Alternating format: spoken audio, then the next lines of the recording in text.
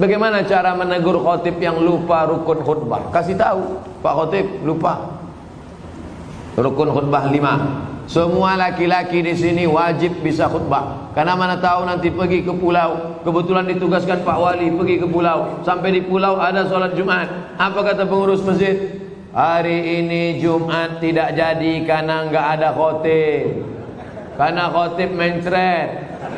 Karena khotib demam. Maka PNS yang datang tadi berdiri, saya bisa jadi khotib. 5 rukun khutbah. Naik ke atas mimbar, alhamdulillah wassalatu wassalamu ala rasulillah ya ayyuhalladzina amanu taqullah usikum wa nafsi bitaqwallah Allahumma fil muslimina wal muslimat. Duduk. Habis itu tegak lagi, alhamdulillah Allahumma salli ala sayyidina Muhammad ya ayyuhalladzina amanu taqullah usikum wa nafsi bitaqwallah Allahumma fil muslimina wal muslimat. Dah, omat. Rukun khutbah cuma 5. Alhamdulillah, salawat, ayat, wasiat takwa, doa. Alhamdulillah, salawat, ayat, wasiat takwa, doa. Selesai sholat, Bapak dari mana? PNS Tanjung Pinang. Kok pendek kali rukunnya? Aku masih syukur bisa, kau tak bisa lagi.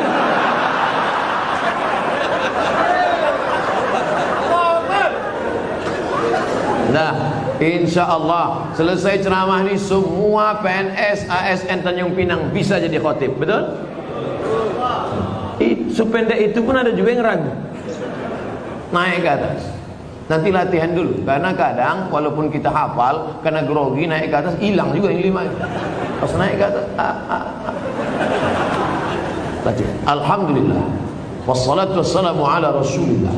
Ya ayyuhalladzina amanu taqullah usikum wa nafsi bitaqwallah Allahumma fil muslimina wal muslimat. Duduk.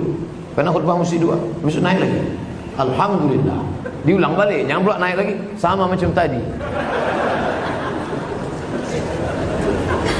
Apa pendapat Ustaz tentang film The Santri yang tidak mencerminkan kehidupan pesantren yang sebenarnya dan disutradarai oleh Livi Zeng yang kontroversi itu?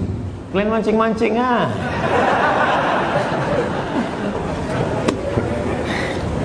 Udah banyak komentar dah. Ikuti aja yang udah ada tuh. Saya yang beban lama aja belum selesai lagi.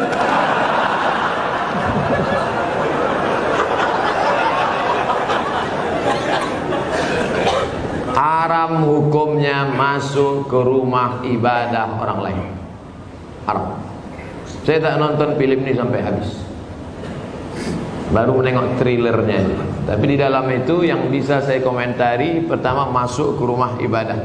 Karena Nabi tak mau masuk ke dalam tempat fihi surah wat tamathil. Kalau di dalam itu ada patung berhala. Maka dalam Islam mazhab Syafi'i mengharamkan masuk ke dalam rumah ibadah di dalamnya ada berhala. Mazhab Syafi'i. Kita pakai mazhab apa? Mazhab Syafi'i. 2. Tentang masalah laki-laki perempuan berdua-duaan tak mahram. Anak-anak. La yakhluwanna rajulun ma'amra'atin illa ma'adhi mahramin. Oleh sebab itu maka kita jaga anak cucu kita dari perbuatan-perbuatan maksiat. Bahwa ada misi-misi sesuatu di balik ini semua, wallahu a'lam bishawab. Kita akan diminta tanggung jawab di hadapan Allah Subhanahu wa taala.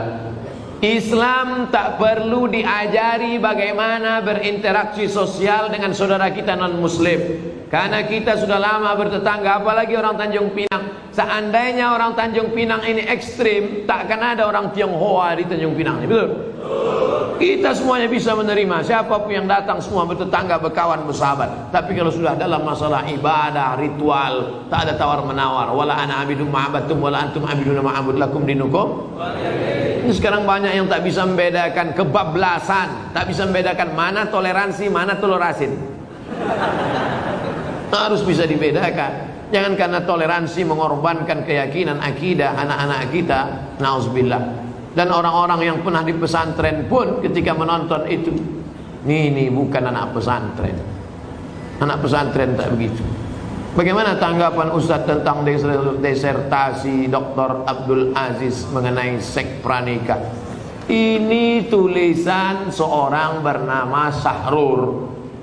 Siapa namanya? Sahrur, bukan Pak Sahrul.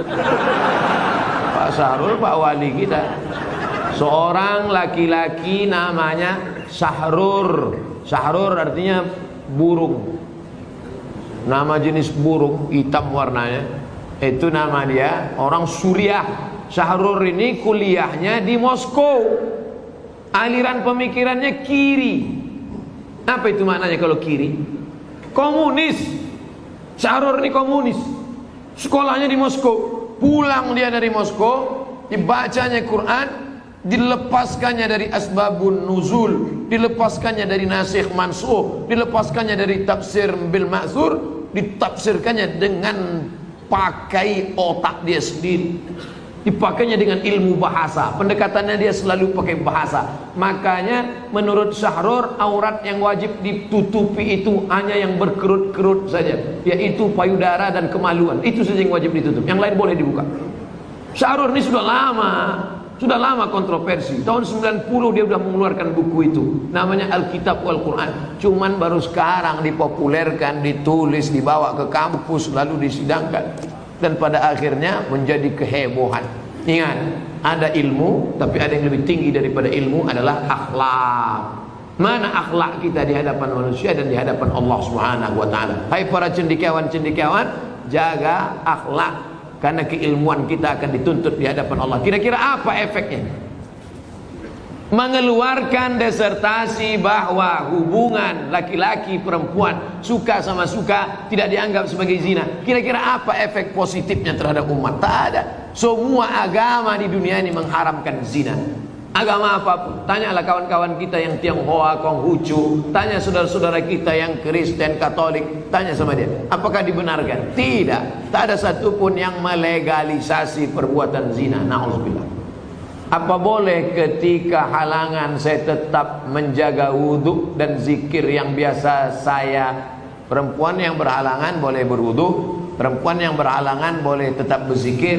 Yang tak boleh baca Quran, tak boleh baca Quran, tak boleh pegang Quran, tak boleh iktikaf di masjid, tak boleh tawaf, tak boleh solat, tak boleh puasa. Adapun berzikir tetap. Baca Quran yang ayat fungsinya sebagai doa boleh. Mana itu ayat sebagai doa? Naik kendaraan, subhanalladzi sakhkhara lana hadza wa ma kunna lahu muqrinin. Itu adalah ayat Quran, tapi fungsinya waktu naik kendaraan sebagai doa. Rabbana atina fid dunya, itu doa. Tapi dalam ayat Quran, maka fungsinya sebagai doa boleh. Apa hukum orang suka membid'ah-bid'ahkan orang lain, sementara perilakunya tidak memberikan contoh? Tak dikasihnya contoh bid'ahnya apa? Ada orang baca Yasin lalu dibid'ah. Kalian jangan baca Yasin lagi. Baca Yasin ini bid'ah. Jadi kalau ada orang membid'ahkan kami baca Yasin, cuman apa Ustaz? Baca aja terus sampai dia capek. Dua kemungkinan. Kalau dia capek, kita terus. Kalau kita capek, dia terus. Sekarang saya mau tanya, kalau ada orang membid'ahkan Bapak Ibu Yasinan, Bapak mau terus atau berhenti? Teruslah, nanti lama-lama dia capek. Kenapa tak kau bid'ahkan lagi orang Tanjung Pinang baca Yasin? Capek aku udah aku suruh tak juga berhenti. Yasin itu Quran apa tak Quran? Quran. Membaca Quran apa hukumnya? Wajib baca Quran. Kenapa cuma Yasin yang dibacanya? Yang lain dibacanya juga. Cuman Yasinnya ada keutamaan tersendiri. La tuqra'u fi amrin asirin illa yassarahu Allah. Kalau dibacakan pada perkara yang sulit, maka dimudahkan Allah. Sulit punya anak, baca Yasin. Sulit mau jumpa jodoh, baca Yasin. Sulit mengatasi masalah, baca Yasin. Sulit sakaratul maut, baca Yasin. Makanya kalau ada orang sakaratul maut, bacakan Yasin. Dua gendang, kalau tak sehat mati. Kadang laki-laki ini banyak marah sama bininya. Apa kau nih baca-baca Yasin aja? Bang, aku baca ini persiapan untuk abang juga. Nanti kalau bapak tu agak-agak demam sikit aja, Yasin. Insya Allah bang, dua gendang ini bang. Kalau tak sehat abang gul. Pak Ustaz Abdul Somad mohon doakan putra kami Empatli bangsawan diterima di sekolah kedinasan Akmil Akademi Militer. Di akhir majlis kita doa. Ibunya, bapaknya tiap malam baca Yasin. Selesai baca Yasin, ya Allah, berkat kemuliaan surat Yasin ini diterimalah anakku hendaknya. Baca Yasin, habis baca Yasin.